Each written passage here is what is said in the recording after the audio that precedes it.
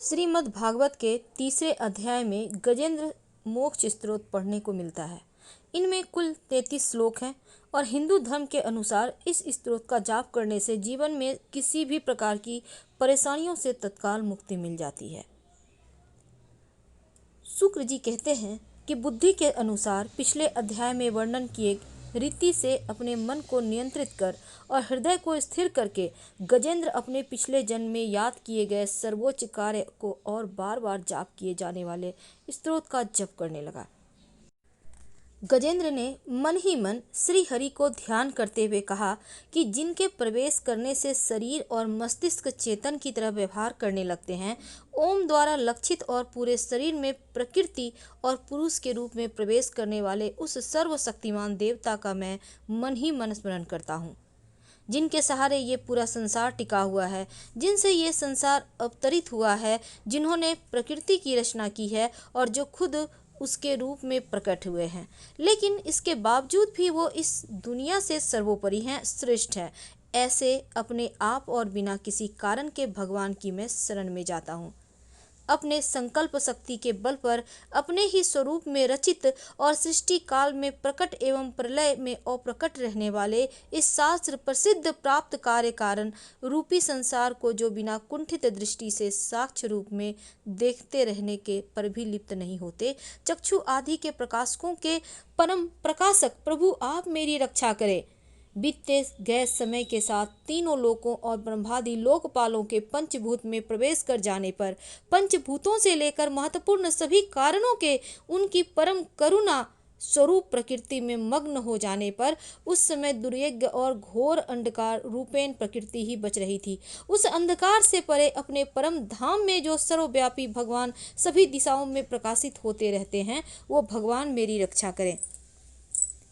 विभिन्न नाट्य रूपों में अभिनय करने वाले और उस अभिनेता के वास्तविक स्वरूप को जिस प्रकार से साधारण लोग नहीं पहचान पाते, उसी तरह से सत्व प्रधान देवता और ऋषि भी महर्षि भी जिनके स्वरूप को नहीं जान पाते, ऐसे में कोई साधारण प्राणी उनका वर्णन कैसे कर सकता है। ऐसे दुर्गम चरित्र वाले भगवान मेरी रक्षा करें।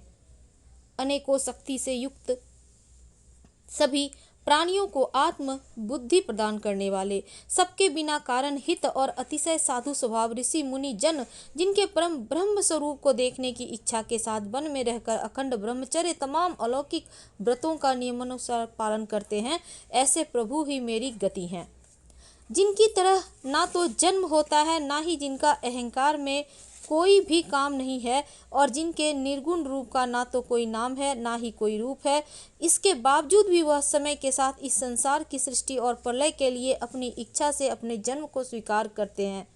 उस अनंत शक्ति वाले परम ब्रह्म परमेश्वर को मेरा नमस्कार है। प्राकृत आकार रहित और अनेक रूप वाले अद्भुत भगवान को मेरा बार बार नमस्कार है। स्वयं प्रकाशित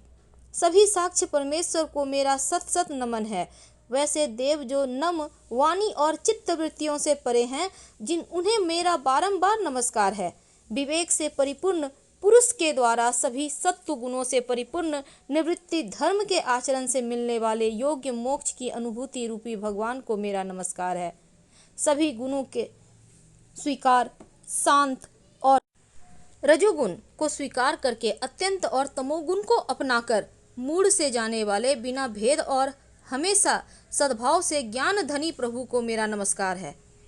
शरीर के इंद्रिय के समुदाय रूप सभी पिंडों के ज्ञाता, सबों के स्वामी और साक्षी स्वरूप देव आपको मेरा नमस्कार है। सबों के अंतर्यामी प्रकृति के परम कारण लेकिन स्वयं बिना कारण भगवान को सत सत नमस्कार है। सभी इंद्रियों और सभी विषयों के जानकार, सभी प्रतीतियों के कारण रूप संपूर्ण जड़ प्रपंच और सबकी मूलभूता अविद्या के द्वारा सूचित होने वाले और सभी विषयों में अविद्या रूप से भासने वाले भगवान को मेरा नमस्कार है। सबके कारण लेकिन स्वयं बिना कारण होने पर भी बिना किसी परिणाम के होने की वजह से अन्य कारणों से भी विलक्षण कारण आपको मेरा बार बार नमस्कार है। सभी वेदों और शास्त्रों के परम तात्पर्य मोक्ष रूपी और श्रेष्ठ पुरुषों की परम गति देवता को मेरा नमस्कार है। वह जो त्रिगुण रूपों में छिपी हुई ज्ञान रूपी अग्नि है, वैसे गुणों में हलचल होने पर जिनके मन मस्तिष्क में संसार को रचने की वृत्ति उत्पन्न हो उठती है और जो आत्मा तत्व की भावना के द्वारा विधि निषेध रूप शास्त्र से भी ऊपर उठे हों,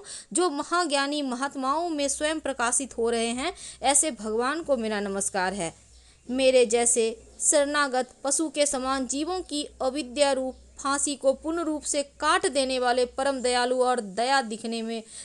कभी भी आलस नहीं करने वाले भगवान को मेरा नमस्कार है। अपने अंश सभी जीवों के मन में अंतर्यामी रूप से प्रकट होने वाले सर्वनियंता परम अनंत परमात्मा आपको मेरा नमस्कार है। जो शरीर, पुत्र, मित्र, घर, संपत्ति सहित कुटुंबियों में असक्त लोगों के द्वारा कठिनाई से मिलते हों और मुक्त पुरुषों के द्वारा अपने हृदय में निरंतर चिंतित ज्ञान स्वरूप सर्व समर्थ परमेश्वर को मेरा नमस्कार है। वह जिनमें धर्म अभिलाषित भोग, धन और मोक्ष की कामना से मनन करके लोग अपनी मनचाही इच्छा पूर्ण कर लेते हैं, अपितु जिन्हें विभिन्न प्रकार के अयाचित भोग और अविनाशी शाश्वत शरीर भी देते हैं, वे ऐसे अनंत दयालु प्रभु मुझे इस प्रकार के विपदा के लिए हमेशा के लिए बाहर निकालें। वह जिनके एक से अधिक भक्त हैं, जो मुख्य रूप से एकमात्र उसी भगवान के शरण में हैं, जो धर्म अर्थ आदि किसी भी पदार्थ की अभिलाषा नहीं रखते हैं, जो केवल उन्हीं के परम मंगलमय एवं अत्यंत विलक्षण चरित्र का गुणगान करते हुए उनके आनंदमय समुद्र में गोते लगाते रहते हैं, उन अविनाशी सर्वव्यापी सर्वमान्य ब्रह्मादि के भी नियामक अभक्तों के लिए भी हमेशा प्रकट होने वाले भक्ति योग द्वारा प्राप्त अत्यंत निकट होने पर भी माया के कारण अत्यंत दूर महसूस होने वाले इंद्रों के द्वारा अगम्य और अत्यंत दुर्विज्ञ अंतर रहित लेकिन सभी के आदि कारक और सभी तरफ से परिपूर्ण उस भगवान की मैं स्तुति करता हूँ। वो जो ब्रह्म सहित सभी देवता, चारों वेद, समस्त चर और अचर जीव के नाम और आकृति भेद से जिनके अत्यंत क्षुद्र अंशों में रचित है,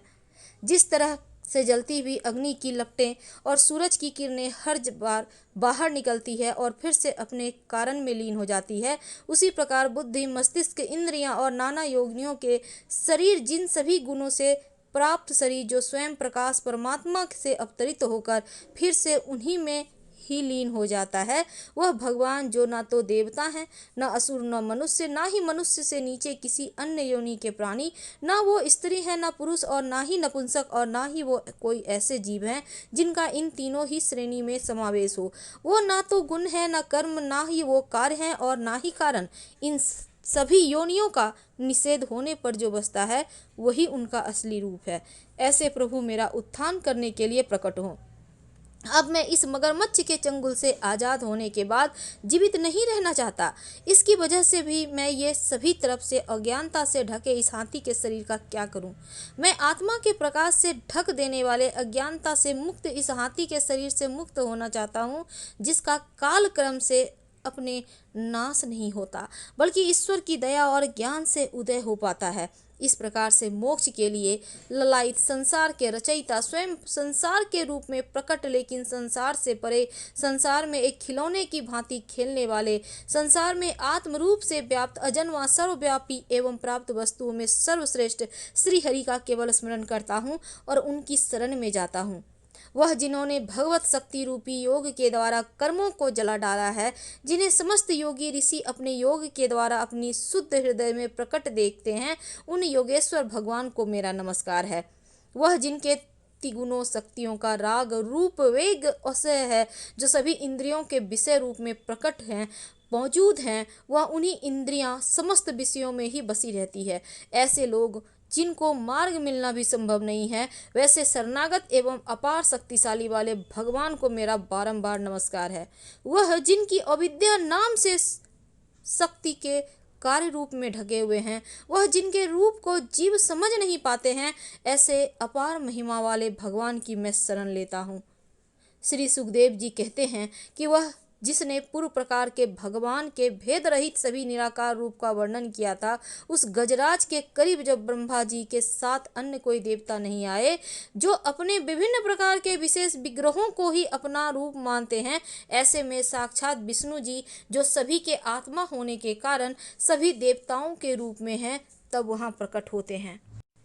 गजराज के इस प्रकार से दुखी देखकर और उनके पढ़े हुए स्तुति को सुनकर चक्रधारी प्रभु इच्छानुसार वेग वाले गरुड़ की पीठ पर सवार होकर सभी देवों के साथ उस स्थान पर पहुंच गए जहां वह गज था। सरोवर के अंदर महाबलशाली मगरमच्छ द्वारा जकड़े और दुखी उस हाथी ने आसमान में गरुड़ की पीठ पर बैठे और हाथों में चक्र लिए भगवान विष्णु को आते हुए जब देखा तो वह अपनी सूंड में पहले से ही पूजा के लिए रखे कमल के फूल को श्री हरि पर बरसाते हुए कहने लगा, सर्वपूज्य भगवान श्री हरि आपको मेरा प्रणाम है। सर्वपूज्य भगवान श्री हरि आपको मेरा प्रणाम है। लाचार हाथी को देखकर श्री हरि विष्णु गरुड़ से नीचे उतरकर सरोवर में उतर आए और बेहद दुखी होकर ग्राह रहित सहित उस गज को तुरंत ही सरोवर से बाहर निकाल लाए और देखते ही देखते अपने चक्र से मगरमच्छ के गर्दन को काट दिया और हाथी को उस पीड़ा से बाहर निकाल लिया। इस जप को करने से सुनने से व्यक्ति के बड़े से बड़े कर्ज भी समाप्त हो जाते हैं, वह कर्जों से मुक्त हो जाता है। इस जप को करने वाला, पढ़ने वाला, सुनने वाला विघ्न बाधाओं से मुक्ति पाता है। अगर आप किसी भी तरह के कर्ज में डूबे हैं तो इसे जरूर जप करें। हम आपसे विदा लेते हैं। हर हर महादेव।